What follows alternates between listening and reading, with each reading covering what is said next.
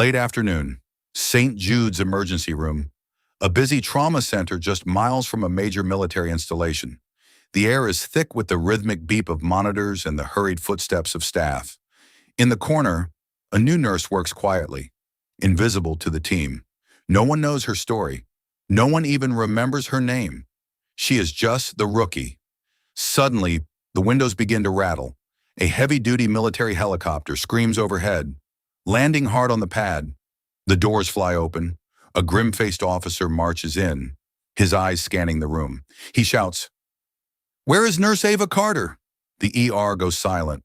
The civilian world often operates on a surface-level hierarchy, a rigid ladder built on longevity rather than raw, unadvertised capability. At St. Jude's Medical Center, if you weren't a senior attending physician with a wall full of accolades, or a floor nurse with 20 years of calloused experience, you were essentially part of the sterile furniture. Ava Carter, 27 years old, had joined the ER staff only 3 days ago. Her personnel file, sitting in a digital folder in HR, was remarkably sparse, intentionally stripped of its weight. Registered nurse, Bachelor of Science in Nursing, transfer from military medical system. To the head nurse, Margaret, a woman who measured competence by how loudly someone could bark orders during a shift change, and the lead trauma surgeon, Dr. Sterling, the word transfer was a euphemism. They saw it as a retreat. They assumed Ava was someone looking for a slower pace. Perhaps a medic who couldn't handle the high-octane intensity of a specialized combat unit and had opted for the safety of a suburban trauma center.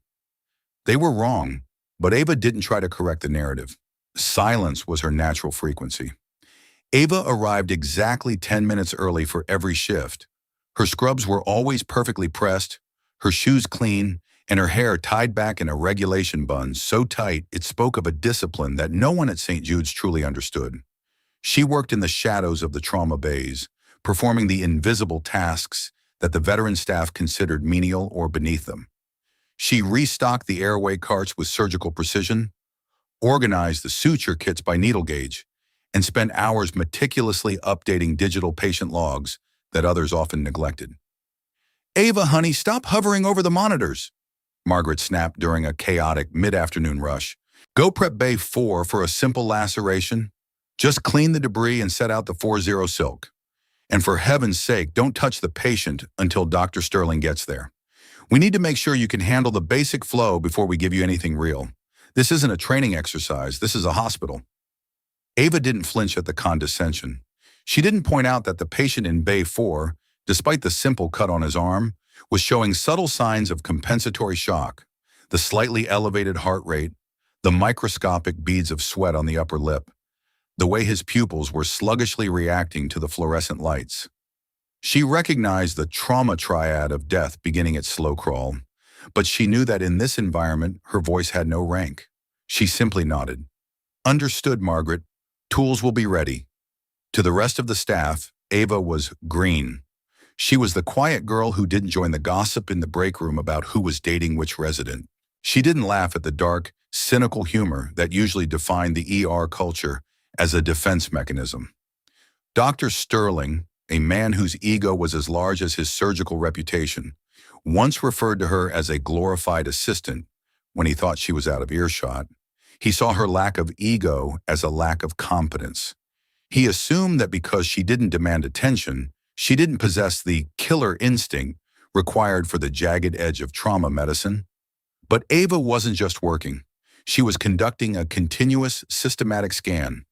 Her mind was a high-performance computer, mapping the geography of the ER, identifying the specific bottlenecks in the supply chain, and gauging the emotional stability of every doctor on the floor. She knew exactly which monitors were prone to false alarms and which residents were likely to freeze when a patient started to crash. She was a ghost in the machine, a silent anchor waiting for a moment she hoped would never come, but one she was intimately prepared for. She knew the quiet professional code by heart. It was etched into her soul during 3 deployments where protocol was whatever kept the blood inside the body long enough to reach a bird. While the senior staff at St. Jude's spent their energy asserting their dominance over the ward and arguing about shift schedules, Ava was checking the seals on the chest tube kits and ensuring the backup batteries for the portable ultrasounds were fully charged. She was a warrior in a civilian uniform, and her invisibility was her greatest asset, a tactical advantage that allowed her to see everything while being seen by no one. If you think quiet people are often underestimated, comment, "It's unfair." The vibration started in the floor tiles first, a low-frequency thrum that made the water in the plastic cups at the nurse's station ripple in concentric circles. Then came the sound, the unmistakable rhythmic thwack, thwack, thwack of a dual-rotor, heavy-lift helicopter. At St. Jude's, they were accustomed to the high-pitched whine of life flight birds, the nimble Eurocopters that carried heart attacks in car accidents. This was different. This was the roar of an MH-47 Chinook, a machine built to carry armies through the gates of hell. The ER doors didn't just open, they were effectively breached. A Navy medical officer, his flight suit still smelling of JP-8 fuel and desert dust, burst through the entrance. He was flanked by two armed sailors carrying a specialized high-tech transport litter that looked more like a portable operating room than a stretcher. The air in the room seemed to drop 10 degrees as the clinical hum of the hospital was shattered by the raw urgency of a military extraction. "This is a priority 1 tactical transfer," the officer shouted, his voice echoing off the sterile tiles like a command on a flight deck. "We have a Tier 1 operator with multi-system blast trauma. We've got internal shrapnel migration dangerously close to the subclavian artery. The base surgeons at the airfield are grounded by a microburst storm. We were ordered to divert to the nearest facility with a registered vascular bridge specialist." Dr. Sterling stepped forward, his white coat fluttering as he tried to reassert his authority over his department. "I am the lead trauma surgeon here. We weren't notified of a military divert. Set the patient in Bay 1, and my team will conduct a primary survey according to our—" The Navy officer didn't even look at Sterling. He didn't see the title or the expensive watch. He scanned the room with a predatory focus, his eyes searching for one specific person in a sea of blue and green scrubs. His gaze landed on the corner where the new girl was currently holding a tray of sterile gauze, her expression unchanged. "Where is Ava Carter?" the officer demanded. The room went into a state of collective, localized shock. Margaret's jaw actually dropped, her clipboard slipping slightly in her hand. Dr. Sterling looked back at Ava, his expression shifting from professional arrogance to utter, mouth-breathing confusion. "Ava? You mean the new hire? Sir, there must be a mistake. She's a junior nurse. She's only been here 3 days. I have board-certified surgeons who can handle shrapnel. She's currently assigned to laceration prep." "I didn't ask for a board-certified surgeon who hasn't seen a blast injury since med school," the officer growled, stepping past Sterling as if the man were made of glass. He walked straight toward Ava. "I asked for the person who managed the arterial bridge in the Helmand Valley during a Category 5 sandstorm. I asked for the combat medic who was cited for innovation under fire. Nurse Carter, we have a brother who is running out of time, and the Pentagon says you're the only one within 500 miles who has successfully performed the bypass we need." Ava set the tray down with a deliberate, metallic click. The junior nurse persona didn't just fade, it evaporated. Her posture shifted from a polite slouch to a rigid, tactical readiness. Her eyes, which had been soft and observational for 3 days, suddenly turned into cold, calculating steel. She didn't ask Margaret for permission. She didn't look at Dr. Sterling for guidance. The hierarchy had just been rewritten by a higher power. "What are the vitals on the bird?" Ava asked. Her voice wasn't loud, but it had a resonant frequency of absolute authority, the voice of someone who had commanded men in the dark while the world was exploding. "Pressure is 80/40 and sliding," the officer replied, snapping into a professional brief. "Heart rate is 145. He's got a localized hematoma masking the shrapnel depth on the left side. We can't get a clear ultrasound image because of the interference from the field equipment." Ava was already moving toward the litter, her movements a blur of predatory efficiency. "Margaret, clear Bay 1 immediately. I need the high-frequency ultrasound and a 14-gauge needle. Dr. Sterling, if you want to be useful, get the vascular kit ready, but don't you dare open the seals until I tell you. We don't have the luxury of a secondary infection in a compromised immune system. Move." Sterling stood paralyzed for a microsecond. He was watching a woman he had dismissed as a rookie take command of his entire department in under 60 seconds. He realized in that moment that the military transfer on her resume didn't mean she was looking for an easy life. It meant she was the only person in the building who had seen the bottom of the world and knew exactly how to climb back out. If you realize titles don't tell the full story, comment, "I was wrong." The transformation of Bay 1 was instantaneous and absolute. Ava was no longer the new nurse. She was the gravity at the center of a high-speed orbit. While the military team transferred the operator, a man built like a mountain but currently pale as a ghost, to the trauma bed, Ava was already palpating the patient's neck, her fingers moving with a sensitivity that suggested she could see through skin and muscle. He's got a shifting tension pneumothorax on the left, which is pushing the mediastinum and the shrapnel closer to the subclavian artery, Ava said, her voice a calm, rhythmic anchor in the storm of shouting and alarms. If we wait for a CT scan, the next breath he takes will be his last. The shrapnel is jagged. If it nicks that vessel, he'll bleed out internally before we can even get a clamp on it.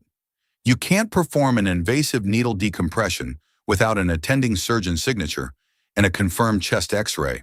Margaret shouted from the doorway, her voice trembling with the bureaucratic fear of a woman who lived by the rulebook. "Ava, stop! This is a massive violation of hospital protocol." Ava didn't even turn her head. She was focused on the rhythm of the patient's struggling chest. "The protocol was written for people who have the luxury of time, Margaret. We don't have any. If you want to file a report, do it while I'm saving his life." She looked at Dr. Sterling. The lead surgeon was staring at her, finally seeing the quiet professional for what she really was. He saw the way she held the 14-gauge needle, not with the hesitation of a nurse, but with the familiar grip of a master. He realized that she wasn't guessing. She had done this 100 times in places where the attending signature was a luxury that didn't exist. "Let her work," Sterling whispered. Then, seeing Margaret about to protest again, he roared, "Everyone back off! Give her the room!" "Ava, what do you need from me?" "Hold the pressure on the right carotid," Ava commanded. "Don't let the oscillation of the heart distract you. I need the baseline to stay steady." Ava moved. In one fluid, mechanical motion, she performed the needle decompression. The hiss of escaping air, the sound of a life returning to the body, was the only sound in the room for a heartbeat. The patient's oxygen saturation on the monitor immediately began to climb from a lethal 72 to a stable 88, but she didn't stop to celebrate. She grabbed the ultrasound probe, sliding it over the jagged, blood-soaked wound in the operator's chest. "There it is," she muttered, her eyes locked on the grainy screen. "The shrapnel is hooked on the underside of the third rib. It's acting as a natural, improvised clamp for the bleed. If we move him to the OR or even onto a different bed, the vibration of the transport will dislodge it. He'll exsanguinate in seconds." She looked at the Navy medical officer. "I need to do a field stabilization right here, on this bed. I need to implement the black box technique." The ER staff at St. Jude's looked at each other in total bewilderment. They had never heard of the black box technique. It wasn't in any civilian textbook. It wasn't taught in nursing school or surgical residency. "It's a battlefield innovation," the officer explained to the stunned room, his voice full of a grim respect. "It's a way to create a temporary vascular bypass using improvised medical tubing and high-pressure suction when you're 3 hours away from a functional hospital." Nurse Carter didn't just learn it. She invented it in the back of a moving Humvee while taking fire. The silence that followed was absolute. Margaret leaned against the doorframe, her face turning a shade of pale that rivaled the patient's. She had been ordering the inventor of a life-saving surgical procedure to restock gauze and organize suture trays for 3 days. For the next 45 minutes, Ava Carter worked with a precision that bordered on the supernatural. She ignored the monitors. She ignored the frantic, buzzing calls from the hospital administrators who had heard rumors of an unauthorized surgery in the ER. She was reading the body through her fingertips, reacting to micro shifts in muscle tension and the subtle change in the color of the arterial blood. She was performing a bypass in a trauma bay that most specialists wouldn't attempt in a fully equipped, million-grade operating theater. As the final improvised suture was placed and the bypass was secured, the operator's vitals stabilized into a steady, rhythmic hum. The death-gray color of his skin had faded, replaced by a faint, healthy pink. Ava stepped back, her hands covered in blood, her face completely expressionless. She took a slow, deep breath, the first one she had truly taken since the helicopter had landed. "He's stable," she said to the military officer, her voice returning to its quiet, professional baseline. "You can move him to the ICU now, but tell the recovery team to watch the left side drainage like a hawk. If it exceeds 50 cubic centimeters an hour, they call me." Not the on-call doctor, not the surgical resident. Me. Do you understand? The military team, 3 men who had seen the worst the world had to offer, nodded in unison. They didn't see a nurse. They didn't see a new hire. They saw a commander. Before they wheeled the litter out, they offered a crisp, synchronized, silent salute, a gesture of profound respect reserved only for those who have stood on the line and refused to break when the world was falling apart. The ER staff stood in a semicircle, watching the interaction in hushed awe. They realized that Ava Carter wasn't a hero because she wanted to be. She was a professional who had been forged in a reality they couldn't even imagine. She didn't need their praise. She didn't need their titles. She only needed the mission. If you believe real experience doesn't need to be announced, comment, "I owe you." The helicopter rotors began to spool up again outside, the low-frequency roar echoing through the hallways of St. Jude's like a fading thunderclap.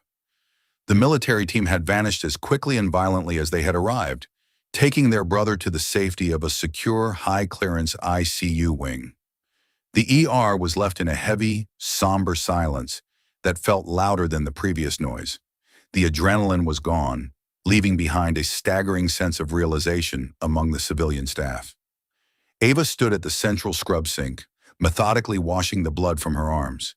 She used the same rhythmic, disciplined motions she had used to organize the airway carts just hours before. She didn't look for applause. She didn't wait for Margaret to offer a tearful apology. She just scrubbed, the water running red down the drain. Dr. Sterling walked up to the sink, standing a respectful distance away. He looked at his own hands, hands that were used to being the most important, most skilled instruments in the room. He felt a profound sense of humility that he hadn't experienced since his first day of residency. "I misjudged you, Ava," Sterling said quietly, his voice devoid of its usual booming confidence. "I saw a new hire. I saw someone who was quiet and assumed you were... Well, I was wrong. I've been a lead trauma surgeon for 20 years, and I've never seen a stabilization like that in my life, not even in the textbooks. Why didn't you tell us who you were? Why did you let us treat you like a student?" Ava turned off the faucet with her elbow and dried her hands with a sterile towel. She looked at Sterling, her gaze neutral and clear. "You didn't know me, doctor. And in my experience, the person who tells you what they can do is usually the one who fails when the pressure hits. I prefer to let the work speak for itself. A title doesn't save a life. A calm mind does." Margaret approached from the nurse's station, her eyes red, holding out Ava's clipboard, which had been discarded during the chaos. "The hospital administrator is on line 1, Ava. They're asking about procedural violations and unauthorized surgical interventions. They're talking about a disciplinary hearing. They want a meeting in 10 minutes. Ava took the clipboard, her fingers brushing the plastic. A small, rare smile touched her lips, a smile that didn't reach her eyes but conveyed a deep, internal strength. "Tell them to watch the security tape and the monitor logs. If they still want to talk about violations after seeing a man's heart start beating again when the rest of the world had given up on him, they can find me in the supply room. I still have 3 airway carts to restock and 4 inventory logs to finish before the end of my shift." She walked back to her corner, picking up a box of endotracheal tubes. As she passed the other nurses, residents, and even the security guards, the atmosphere of the room shifted. People stepped aside to let her pass, not out of fear, but out of a quiet, reverent awe. They didn't look at her with pity or condescension anymore. They looked at her with the realization that she was the strongest person in the building, The rookie was gone. In her place was an anchor, a person who could hold the entire hospital together if the storm ever hit again. As the sun began to set over the hospital, casting long orange shadows across the trauma bays, the ER returned to its usual rhythmic hum. But the code had changed. The staff realized that the most dangerous, most capable person in the room wasn't the one with the loudest voice, the longest white coat, or the most impressive title. It was the one who was ready for the moment the world broke. Ava Carter didn't need to change the world. She just needed to be there when it needed fixing. And as she checked the last seal on the last medical kit, the only sound left was the steady, peaceful beat of a dozen hearts that were still pumping because one woman chose to be the quiet professional. She was the silence that made the noise meaningful. If you believe respect should come from actions, type, "I will live better." In our modern world, we are conditioned to value the loud. We are taught that the person with the most followers, the most impressive resume, or the loudest voice in the meeting is the one who deserves the most respect. We judge books by their covers every single day, dismissing those who don't shout their accomplishments from the rooftops, assuming their silence is a sign of insignificance or a lack of ambition. We confuse volume with value, but the story of Ava Carter is a powerful reminder of a deeper, more profound truth that our society often forgets. True competence is often quiet. It doesn't need to brag. It doesn't need to prove itself to an administrator with a spreadsheet or a surgeon with an ego. Real skill is found in the steady hands and the focused gaze of someone who has stared into the absolute chaos of existence and refused to blink. It is the result of thousands of hours of unseen study, relentless practice, and the iron discipline to remain calm when the rest of the world is screaming for an exit. In the military, they have a saying, "Beware the quiet ones." It's not a threat of violence. It's a warning about underestimating the power of a disciplined mind. The people who solve the hardest problems, the ones who hold the world together when the plans fall apart and the machines fail, are rarely the ones seeking the spotlight. They are the ones in the back of the room, observing, learning, and waiting for the moment they are needed. They are the invisible pillars of our society. Ava Carter didn't fail her first 3 days at the hospital because she wasn't a hero. She was simply being the professional she was trained to be. She understood that in a crisis, the most dangerous thing isn't the injury itself. It's the noise of the panic and the weight of the ego. She chose to be the silence. She chose to be the person who did the work that no one saw so that others could live to see another day. When you look at the people around you, your colleagues, your neighbors, the strangers you pass on the street, remember Ava. Remember that the person you might be dismissing as just a rookie, just a clerk, or just a staff member might be the same person who would crawl through fire to save you without ever asking for a thank you or a headline. The world is full of extras who are actually the leads in the most important stories of our lives. Respect isn't given to the rank, the title, or the size of a paycheck. It's given to the character. It's given to the actions that happen when no one is watching and there is no reward other than the mission itself. Always look deeper. Always value the quiet professional. Because one day the sky will turn gray, the ground will shake, and you'll find yourself praying for someone like Ava Carter to step out of the shadows and hold your world together. You'll realize that the person you ignored was the only one who could save you. Be that person. Be the calm in the storm. Be the one who works in the quiet for the sake of the work itself. If you believe the quiet professionals who are called, when it truly matters, deserve recognition, leave a comment below. And if stories like this remind you that real strength often stays unseen, don't forget to subscribe for more.